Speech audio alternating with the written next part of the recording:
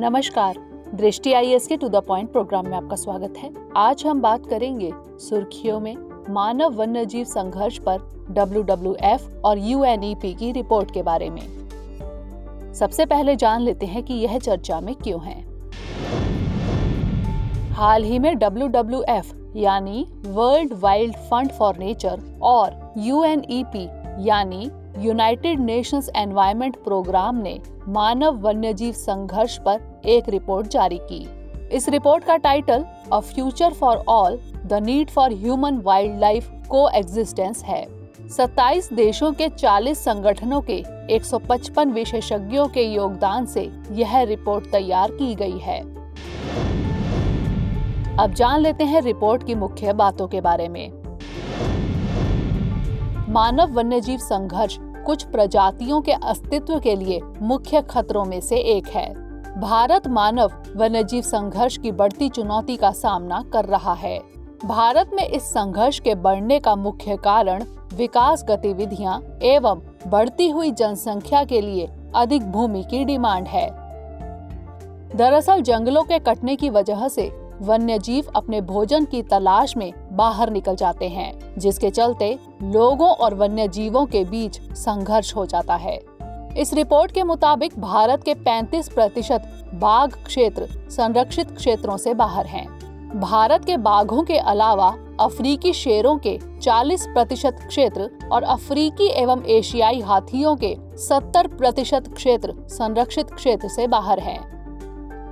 पर्यावरण, वन एवं जलवायु परिवर्तन मंत्रालय के मुताबिक भारत में 2014-15 और 2018-19 के बीच 500 से अधिक हाथियों की मौत हुई थी, जो ज्यादातर मानव हाथी संघर्ष के कारण हुई थी। इसी अवधि के दौरान हाथियों के साथ संघर्ष के परिणाम स्वरूप 2361 लोग मारे गए थे। 1970 से वैश्विक वन्यजीव आबादी में औसतन 68% की गिरावट आई है। आइए जान लेते हैं सोनितपुर मॉडल के बारे में। इस रिपोर्ट में सोनितपुर मॉडल की चर्चा की गई है। सोनितपुर असम में एक जिला है। यहाँ पर लोगों और हाथियों के बीच बहुत ज्यादा संघर्ष होता था। इस संघर्ष को रोकने के लिए WWF इंडिया ने 2003-2004 के दौरान सोनितपुर मॉडल विकसित की। इस मॉडल के तहत समुदाय के सदस्यों को राज्य वन विभाग से जोड़ा गया। उन्हें हाथियों को खेतों से सुरक्षित रूप से भगाने के लिए प्रशिक्षण दिया गया।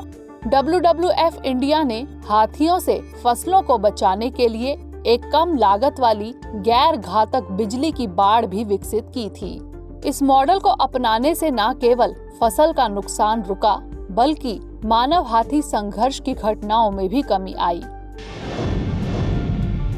अब नोट कर लेते हैं आज का अभ्यास प्रश्न। मानव वन्यजीव संघर्ष पर WWF और UNEP की ताज़ा रिपोर्ट के संदर्भ में निम्नलिखित कथनों पर विचार कीजिए। पहला, 1970 से वैश्विक वन्यजीव आबादी में औसतन 68% की गिरावट आई है। दूसरा, भारत के 35% बाघ क्षेत्र संरक्षित क्षेत्रों से बाहर है। तीसरा, सोनितपुर मॉडल अरुणाचल प्रदेश में विकसित किया गया है। उपर्युक्त में से कौन से कथन सत्य हैं?